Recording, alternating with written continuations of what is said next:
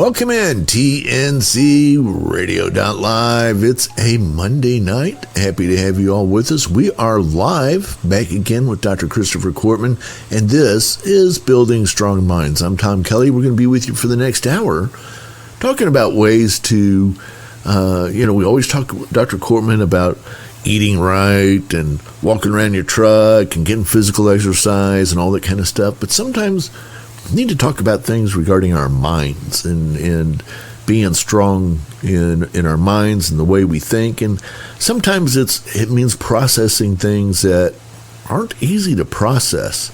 It's not just a matter of, oh yeah, this horrible thing happened. Gosh, that's a shame.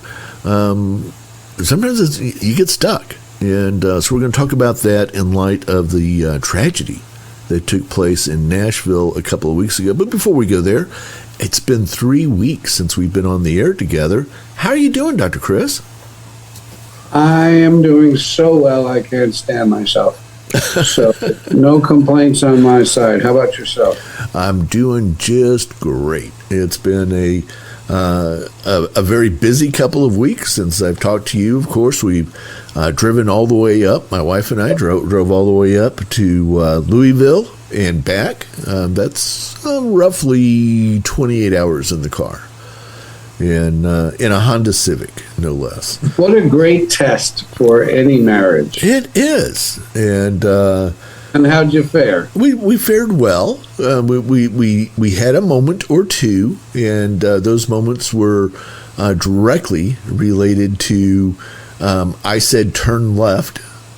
Well, I didn't hear you. And I said turn left. And, and then immediate apologies followed and forgiveness followed, and we worked our way through those. But it's kind of an odd setup, especially in Arkansas.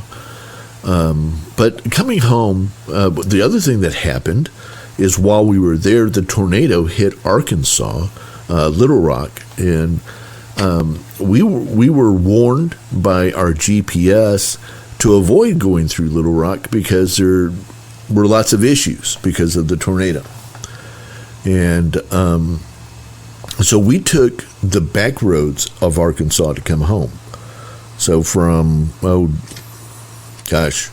right after we crossed the bridge there in Arkansas, we peeled off and headed down to Pine Bluff, where we spent the night, and then drove the rest of the way the next day, just in and out of back roads. Now turn left on 172. Now turn left on Harrisburg Street. Speed trap ahead. Boy, did she say speed trap ahead a lot.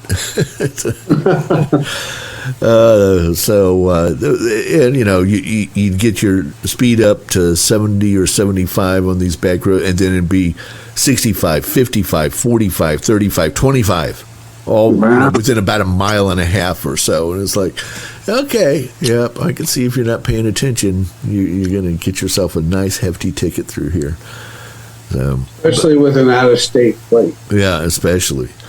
So, but we took it easy. We were in no big hurry. Everything was good, and we had plenty of time, and gave ourselves plenty of time, and took breaks whenever we wanted to. Whenever either one of us felt like taking a break, we'd say, you know what, it's break time, and we'd pull over at the next stop and saw the countryside of rural America. We felt like we drove through Mayberry RFD more than once. Yeah, but it's a beautiful part of the country. It really is. Haven't been there very often, so I'll have to take your word for it. Yep. The rolling hills of Arkansas, coming out of the Ozarks, of course, and it was very nice.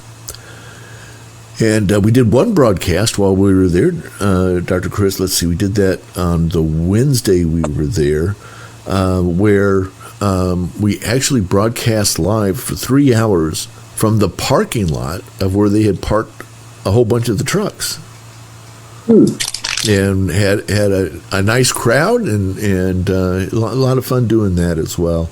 Although we are very thin blood Houstonians, And so 55 degrees and a light breeze was enough to just about send us running for cover. I want to get a sweater just listening to that. Yeah, it was rough. But everybody else was like, what are you talking about? This isn't cold. All right, whatever. So it was good stuff. Hey, I wanted to talk to you tonight about March 27th and the tragedy that happened in Nashville.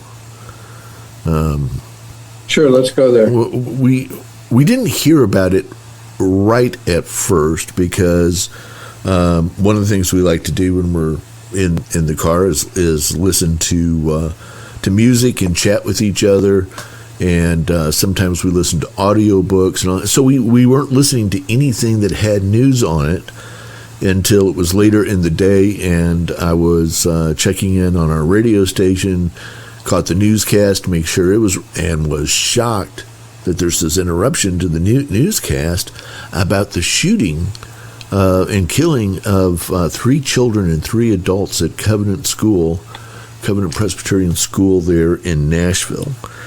I looked right away, and sure enough, Covenant Presbyterian Church there in Nashville is a part of the PCA, the Presbyterian Church in America, which is the denomination that we go to. And you went to Covenant College. Yeah, I went to Covenant College, and I grew up at Covenant Church in St. Louis. And my sister attended Covenant Presbyterian School in St. Louis at Covenant Presbyterian Church. So we immediately felt some kinship. These are our people. The PCA, by the way, for those who may be wondering, is the very conservative branch of Presbyterians. We take a strong stance against many things that other churches see as being more okay these days. And so the news, of course, as these things happen, as you're well aware, the news comes out in dribs and drabs. It's not clear at first. First they say there's 3 people killed. Then it's 4 people. Now it's 6. Now it's 7. Right, now it's 10. No, we're sorry, it's 6. And nope, it's 7. And so that goes on. And so I reached out to both my pastor and my brother. My brother is also a pastor in the PCA and is head of the alumni relations at Covenant College there in Chattanooga, Tennessee, the college of the denomination. And so I reached out to them and said, who's there? Who do we know? And we got confused. We thought it was somebody else. And then we came back and said, no, it's Chad. And, Chad's one of the people who, when we go to our national conferences and stuff like that, we all know Chad. Everybody knows it. And he knows us. We're all, how do I put this without sounding, we're known because we're talkers. How about that? So that works. Yeah. And then we find out hours later that one of the children killed is Chad's daughter. Oh. Wow. And I never met the girl, but my heart was broken for him, and we were all broken. And it's such a hard thing to understand. It's such a hard thing to put together. The press got it so wrong for a while. For a while, they thought that the killer was the pastor's daughter, not the killed was the pastor's daughter. And so the press had it wrong for a while. And it was just a really traumatic thing. And while I was in Louisville, this was the talk of many drivers. Many of us said, did you hear what happened in Nashville? One of the reasons, Dr. Chris, was anybody coming from the South cut through Nashville to get to Louisville. So Why is that? it's just on the way. And so a whole bunch of us passed within miles of where the school was. And all within, a day or so of it happening, depending on which day you came in. And so that kind of made it even closer. So all of that is kind of the background for it. I got a whole bunch of questions for you. We're going to take our first break and go get that over with. And when we come back with that kind of as the backdrop, I want to talk to you both on a personal and kind of a group level of how you process this kind of crap, because it's crap. It's very upsetting, and it's really hard to know how to process it, how to talk about it, how to think about it, and kind of how to put it into perspective of life, because it's one of those things that just doesn't seem to fit. Right. So, does that work for you? Yeah, let's have at it after the break. All right. So we will do that in just a bit. We're going to take a quick break, and we'll be back in just a few minutes. You're listening to TNCRadio.live. Stay right there. This blog on TNCRadio.live is brought to you by the Truckers Network at app.thetruckersnetwork.net. 4 truck driving jobs for drivers under 21. So you just turned 18 and you're ready to find a job as a truck driver. But why is it so difficult? According to the United States federal law, a person must be 21 years old to drive a commercial vehicle in interstate commerce. Although you can obtain a CDL by the age of 18, you'll be limited to driving intrastate, and most trucking companies only hire drivers who are 21 years old or older. Also, insurance rates are much higher for trucking companies that employ drivers under the age of 21. But that doesn't mean there aren't truck driving jobs available before you turn 21. There are many jobs you can qualify for at just 18 years old. Although the majority of the truck driving jobs will be within your state lines, it's still a good idea to get your foot in the door and get a few years of experience before you turn 21. Under 21 Pilot Program. The FMCSA launched an Under 21 pilot program that helps Reserve and National Guard members ages 18, 19, and 20 explore civilian trucking careers. Commercial truck drivers are in high demand, and this program helps trucking companies hire disciplined and experienced drivers. For more information, visit www.fmcsa.gov/under21 military-drivers-info. Towing and recovery. Driving a tow truck is typically an intrastate job. While there's no age restriction, besides being 18 years old, some companies may still require you to be 21. Check with some of your local towing companies and ask what the age requirements are. Local delivery driver. Working as a local delivery driver is a great way to gain experience in your trucking career. You could start working for a local store or warehouse and deliver goods right to a customer's door. Here are a few places you can look for local delivery jobs: furniture stores, lumber yards, office supply stores. Dump truck driver. Driving a dump truck may not be your dream job, but it gets your foot in the door, and you can work close to home. Most local businesses will need dump truck drivers to move building materials, dirt, garbage, or other freight. Most truck driving jobs won't become available until you're 21, but you don't have to wait until then to start gaining experience. Getting a few years of experience on your resume before applying for big trucking companies will help during the hiring process. This blog on TNCRadio.live is brought to you by the Truckers Network at app.thetruckersnetwork.net. Be sure to catch the Truckers Network radio show with your host, Shelley Johnson, weekdays at 3 p.m. Central, 4 p.m. Eastern, right here on TNCRadio.live.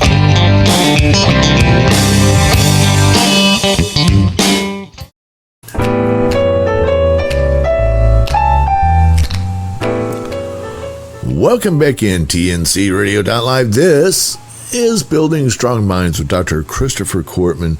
Dr. Cortman, thank you for being here with us tonight.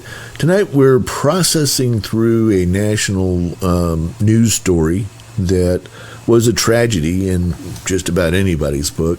Another school shooting and this one hitting home for a lot of people who were in the Nashville area as they traveled up to the truck show 2 weeks ago today, and a personal one for me as we had some acquaintance with the people involved. But that part is, it doesn't matter whether you knew the family or not. The important thing is something like this is hard to process. So, first of all, your general thoughts, your opening thoughts, if you will.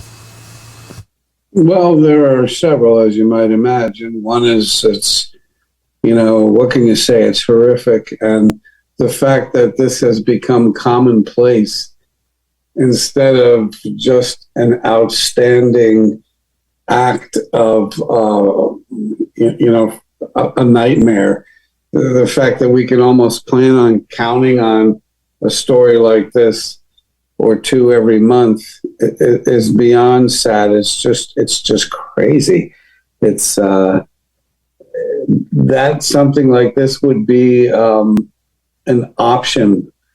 We can only choose whatever is on the menu of options. You go into a McDonald's, you can't order a hot dog because it's not on the menu of options. And somehow taking automatic weapons and into a school with elementary students, precious little innocent children, and shooting them up is actually an item on the menu of options. You can actually do that and have that be one of the ways you can express discontent, frustration, self-contempt, defeat, loneliness, betrayal, abandonment, anything painful to the self.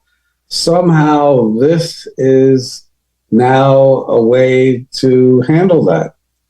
And, I say it that way because it never was on the menu of options before. I think of other things like self-mutilation and how it's kind of routine for teenagers to cut themselves or to hurt themselves in some way when they're feeling pain. And it's become a national thing. It's very common because it's now on the menu of options. It's an item, on the menu, and you could choose that. You could literally go and get weapons and go into a mall or a restaurant, or perhaps worst of all, an elementary school. You could go into a church. There's no place sacred. There is no place that's off limits now. We now have this in the psyche of our culture. These are things that one could do if they're fed up enough with some aspect of their lives. And it's beyond sad. It's beyond comprehension.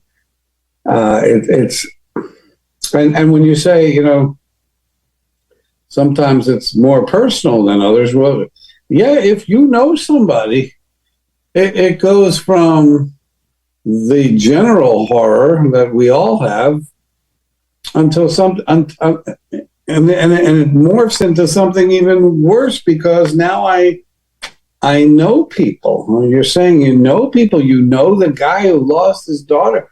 I mean, what in the world can you say to someone like that? I mean, how do you put any kind of salve on that wound? And as humans, we're just struck by our powerlessness, and we don't know what to do. And so often people don't do anything because they don't know what to say. They don't. Should I call them? Should I not call them? Am I bad to call? Am I bad to just walk away from it and not say anything? They deserve, time to mourn, but wouldn't they want to know that I care? We're left with the sense of powerlessness and horror, and it hurts every single time we think of it. And then we feel guilty because my hurt doesn't feel anything like his would. I mean, that's his daughter. That's his baby girl. Right. Yeah, exactly. So I feel for you, and I feel for the people who have any kind of involvement, and at the same time I feel for how our country has evolved to this place. Most of us would never even dream of doing something like that, but it only takes one person so wounded and so so consumed by their hatred and their feeling displaced and inadequate and worthless and hopeless. And again, that's now something it's there, you could order it, you could do that. Yeah. And there we go.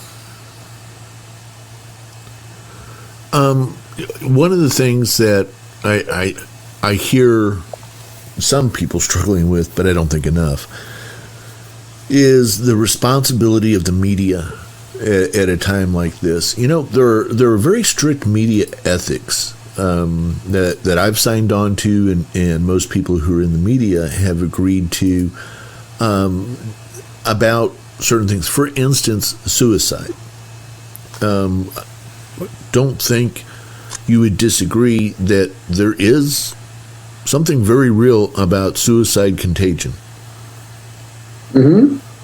And we have found that when the press makes a really big deal about suicide, especially in the teens, people who are in their teens, we suddenly find, that it's not alone. We end up with 2, 3, 4, 5, 6, and sometimes more suicides in a certain geographic location where the press has sensationalized the details and perhaps oversimplified the issues, and I really hate it when I see it, and I recognize it very much. Are we making the same mistakes, do you think, in your expert opinion, now with these? And in a way, this is nothing more than suicide, and I'm going to take some people with me. It absolutely is that. And, it's to answer your question in a simple yes or no, which is rare for me to do. The answer is yes. That when you talk about these things, again, you're educating all of us that this is something you can do. Yeah. How many of you people feel like this gun person? And if the answer is many of us, it only takes one of us to say, well, that's something I can do. Right. I was a bit shocked, but not necessarily surprised, that less than 24 hours later, we had the video footage of the shooter shooting out the glass and walking down the hallway with the gun, and all that kind of stuff, and then not long after that, we had body cam footage and additional footage of the cops as they closed in on her and had her in the sights and all. And I'm thinking, this is clearly glorification and sensationalizing all of this, is it not? It is. And again, what they're doing, here's the conundrum. We're trying to report the news, and we're trying to demonstrate what really happened. We're trying to get people informed on what they need to know. On the other hand, you can include things that are not only disturbing, but in some ways incite people to be not only disturbed, but the term that they sometimes use is copycat. Yes. Copycat suicides, copycat shootings. You know, we are creatures who can be influenced by the media. If that weren't the case, there wouldn't be a media. And you may have heard me say this on the show before, but the number one job that any newscaster has is to keep people watching. Any television station, the number one thing they need to do is keep people watching. And they're well aware of the fact that there are especially two human emotions that make us want to continue watching. And one of those is fear and trepidation, right? Horror. And the other is anger and rage. When you watch an entire news broadcast of one horror show after another, you'll notice that they wait for the last 15 seconds to show you a puppy being chased by ducks. And look at how cute that is. But that's nice. They're going to give you something at the end to feel a little better about. But if you knew that that's what the news was, you wouldn't watch. You know, you might say that's cute as can be, but you wouldn't turn on the news.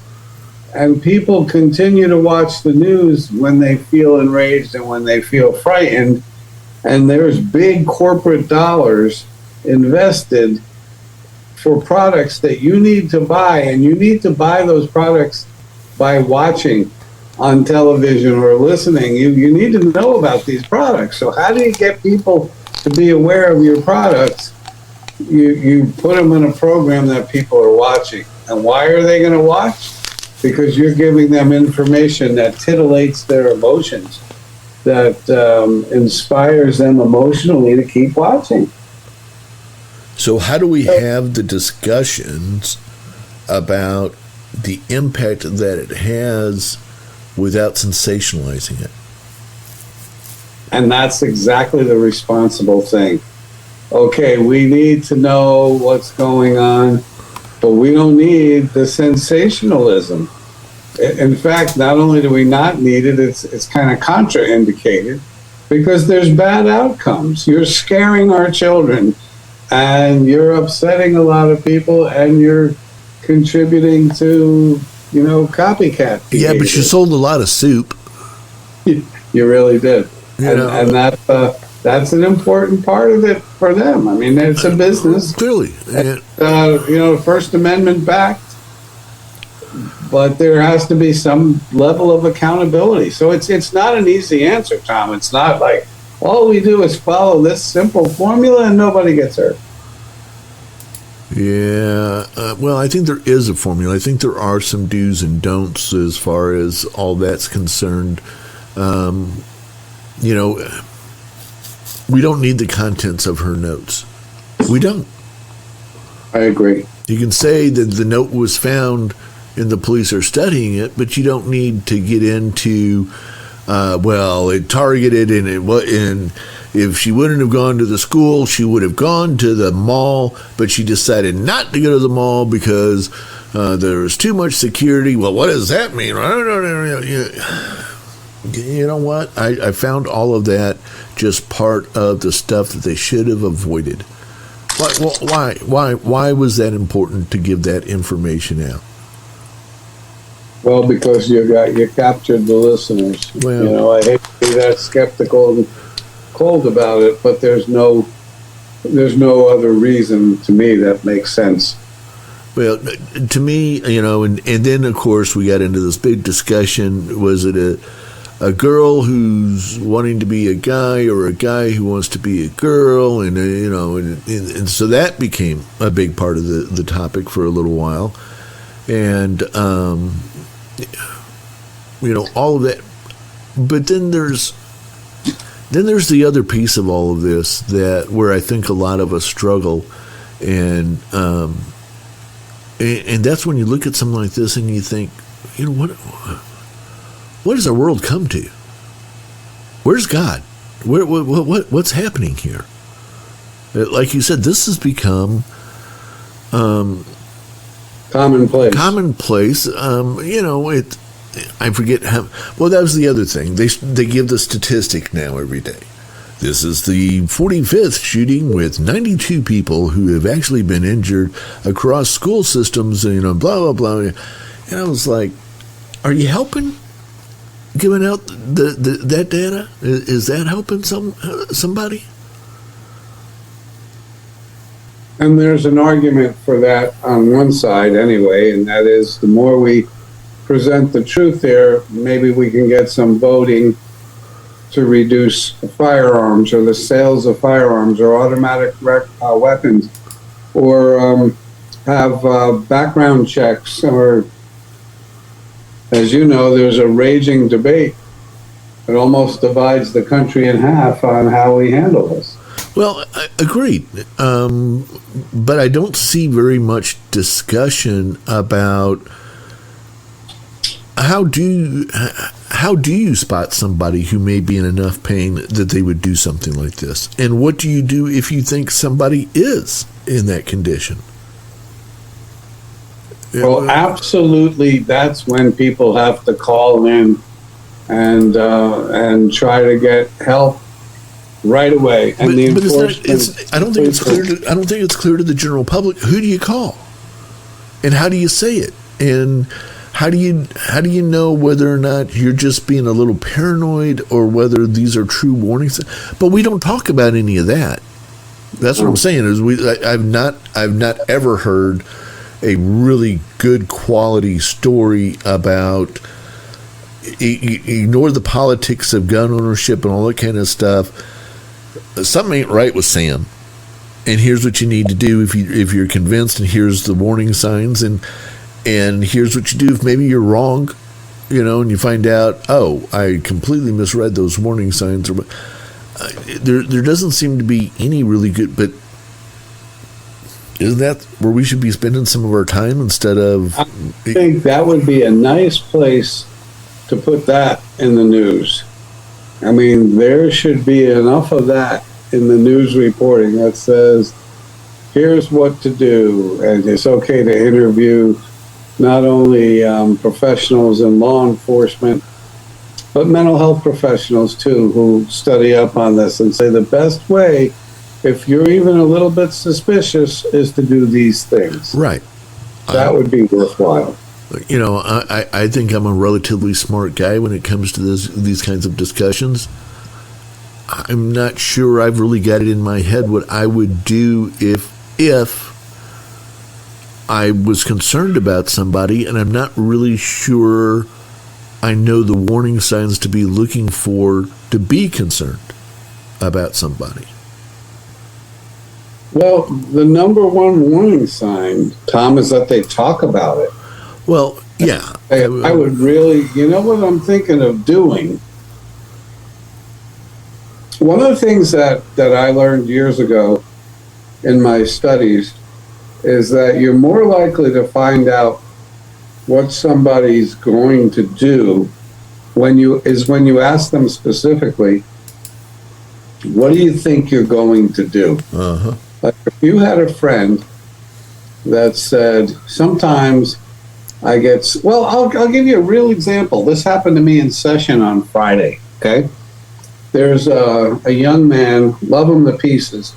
He's mentally ill, and he's had voices at times that have told him, that have instructed him to do things that are incongruent with who he is. He's a young man of faith, although he's struggled with his faith. But just to give you two of those episodes historically, once he had a voice tell him to hang himself and jump out of a tree in the backyard, and for whatever reason he did something like that, and he only broke ankles. Thank God, that's all that happened. But another time he was told to crash into a cop car, which is something stupid to do, no matter who's telling you to do that. But he had voices telling him to do these things. And he did. He crashed into a cop car. Anyway, why am I bringing this up? Because Friday he said to me, I've had a thought about shooting my family. And he said, not all of my family, just a specific part, which allowed me to say, what part of the family are you thinking about shooting? And he said, oh, these people. Well, tell me about why them. And he stopped and he said, because they have a lot of children. I said, okay, why would that? He stopped himself and he goes, oh my God, I'm just jealous because I haven't been able to have kids. Boy, is that stupid. I'm going to shoot up my family because I'm jealous. And then he starts joking, like, all those manifestos? Imagine how dumb mine would be if I said, yeah, I was really jealous.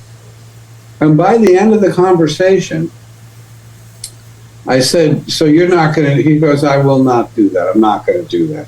And I said, do you mind if I talk to your psychiatrist about, I started to make it okay to talk about what's going on in his head. And would it, his father sponsoring his treatment. Can I have more frequent sessions? Would you ask your father? So I'm going to try. I sent the note to the psychiatrist. We're all on the same team. Yeah. What's my point? My point is we gotta help in every way possible as soon as somebody's talking about it.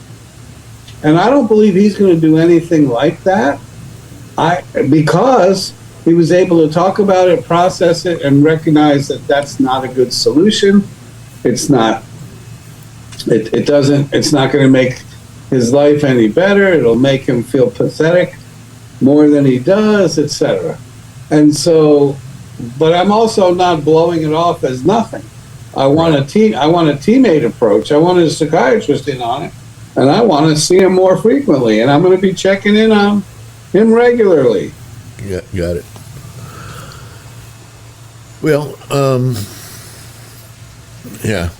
What do we do with all the people who aren't seeing somebody like you, though? I don't know. I tell you what, they have to be able to reach out, is my point. Right. Don't carry that alone. Exactly. Don't carry that alone. Exactly. There was a young lady who did reach out, who used to play basketball. You probably heard that on the news. You heard a lot more of this in the news than I did. But there was a peer of hers that she reached out to and said, I'm thinking of doing this. And that person called the police, but it was too late. So these things need to be processed like right away. And there's at least two aspects of this, right, Tom? One is we want to talk to the authorities so this doesn't happen. And number two is we want to get help for the person who's even thinking like this. Exactly. So the first thing is we got to stop. We got to prevent this. This is a crazy line of thinking that now is available. As I said, it's out there. It's a line of thinking you could get to quickly. It would never have been on anybody's mind before, but now it's in your face all the time. So it's out there. I remember treating somebody years ago, Tom, and she was doing binge purge, bulimia. Mm-hmm. And I said to her, where did you get the idea to even do that? She said, I saw it on a TV show. And it's like, it was never in her mind. It's not in your mind to cut yourself until you hear, hey, these people are cutting themselves because it helps them feel better at the time. This is something you can do. And it's so sad. Bulimia is not something you would ever think to do, but it's out there now, and it's a learned behavior. Once you play with it, yeah. Right. All right, I tell you what, we're going to take a quick break and come back and talk about this a little bit more before we wrap up tonight. You're listening to TNCRadio.live. This is Building Strong Minds with Dr. Christopher Cortman. I'm Tom Kelly. We'll be right back. Stay right there.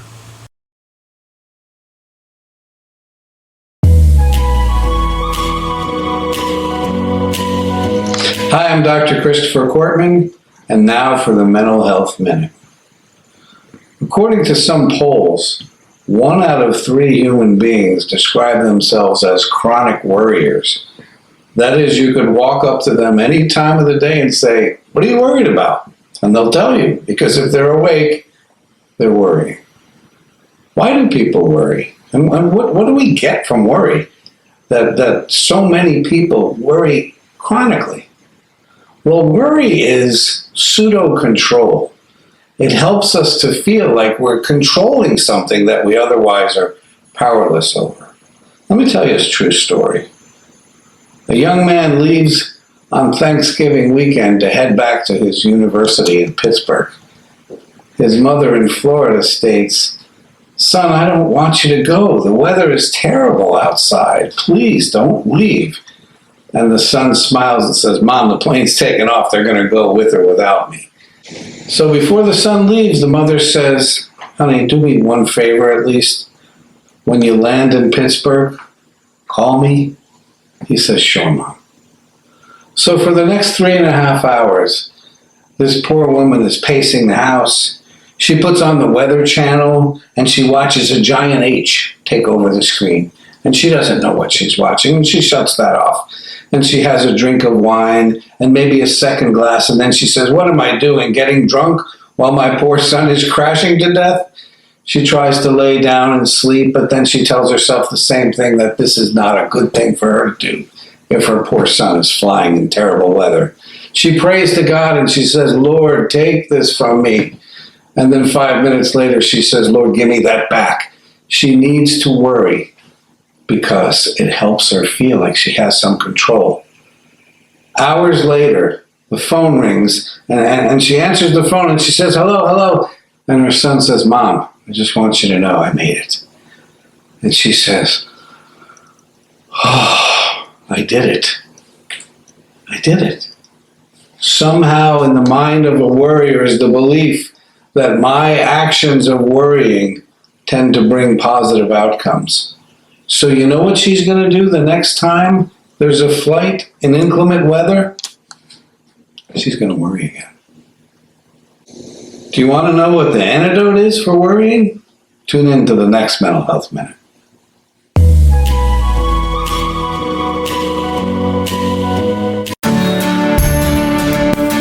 Hello, friends. This is Josh Banker from Clutch Time Sports on Wednesday nights at 9 o'clock Eastern right here on TNCRadio.live. We know that life as a driver is not easy, but do you believe in the power of prayer?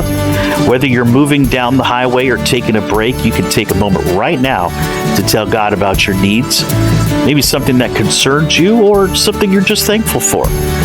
You need someone to pray with you?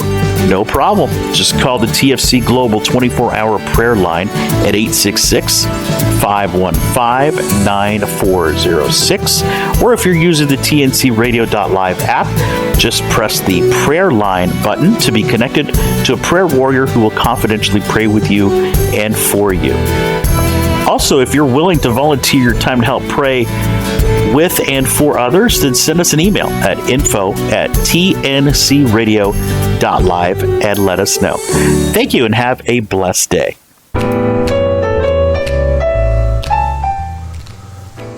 Welcome back in TNCRadio.live. This is Building Strong Minds with Dr. Christopher Cortman, dealing with the very difficult subject of crime and violence and the impact that it has on us, the impact that we see through media of all different types.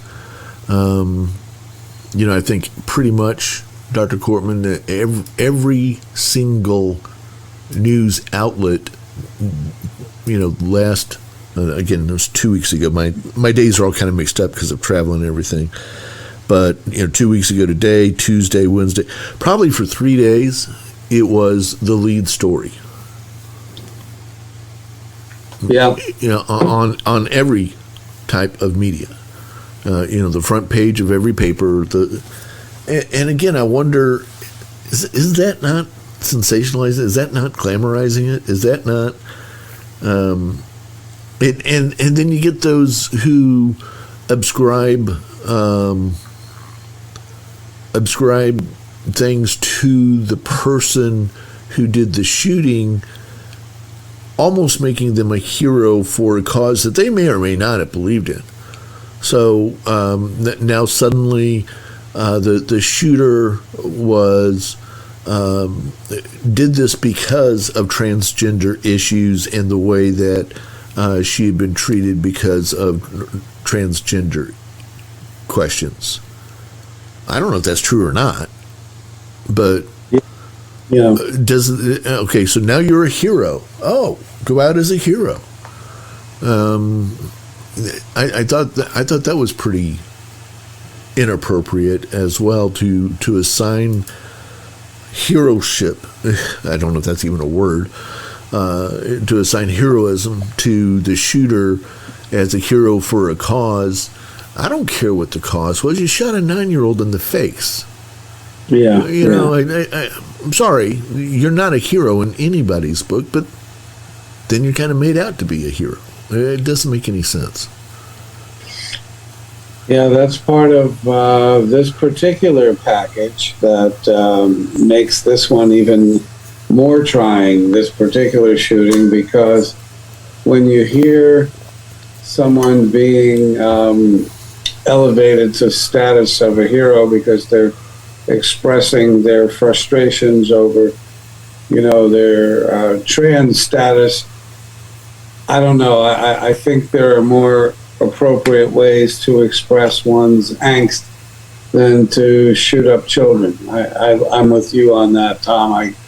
I always have a place in my heart for people who are bullied. I've worked with people who've been bullied and who've spent years inside their room during their childhood because they were afraid to come out, and they hated themselves and they hated the people who bullied them and so forth. But, to me, the hero stuff is when you're brave enough to work through your stuff and you help other people.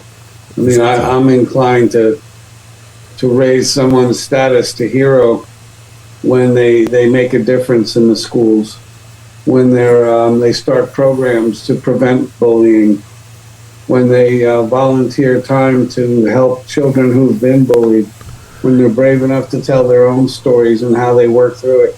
I would like to see that as the face of a hero rather than one who lashes out with destruction and rage and preys upon, society's little, most innocent and helpless of people. I can't run with that flag of, I don't know. that was a hero. I think somebody ought to try it. Our top story tonight, Mary Smith of Pittsburgh has started a new program on stopping bullying in school. Let's go straight to our on-scene reporter. Wouldn't that be a fun newscast? And then right after that we can talk about, the positivity that's coming out of the most recent cancer research and all, that we just don't do the sensationalism. I don't know. I hear what you're saying. I'm not disagreeing that people are more attracted to the fear and the anger and, all of that kind of stuff. But it sure would be fun to have an alternate news source that basically only came up with the good news. Yeah. Try it out. Somebody ought to try it. Yeah. Yeah, and it's a great thing when people go into problem solving, and when the best minds are challenged to come up with ideas and programs and solutions to make things better. You can have a heart for a person who feels that low that they want to shoot up the world, but I'm sorry, they're not a hero when they shoot children. No, and I don't think anybody who acts like that or does something like that should ever be given any level of hero status at all. But that is the world we live in. We've only got 2 minutes left, so I'm gonna drop a hard question on you. You and I are both believers. We're Christians. And so I'm going to drop you with this question. Where was God? Yeah, it's a great question. And it's the most oft asked question by the greatest minds, that if God is all loving and all powerful, how do you explain human suffering? And, some people have a very simple answer for it, that we live in a fallen world and we do this to ourselves and God doesn't do this. But other people are content to say God is not a God who imposes his will upon us. In other words, we're not puppets. We have freedom to do whatever we do, and God does not stand in the way of bullets. If you point a gun at me and shoot me, I'm going to die. God's not going to stand in there and take the bullet. And why is that? And what is God's will? Well, there are a lot of questions we're not going to have answers to, at least on this level, in this life. But what we can do is we can choose to believe that there's a God who's there and whose heart breaks, even as our hearts break. And I think if there's a loving God, God's heart breaks. Jesus wept. And I think Jesus we wept. can turn to, Jesus wept. Yeah. We've only got 30 seconds left, so we're going to have to wrap it up there. Jesus wept. Deuteronomy 29:29. The secret things that are God's. We're not God.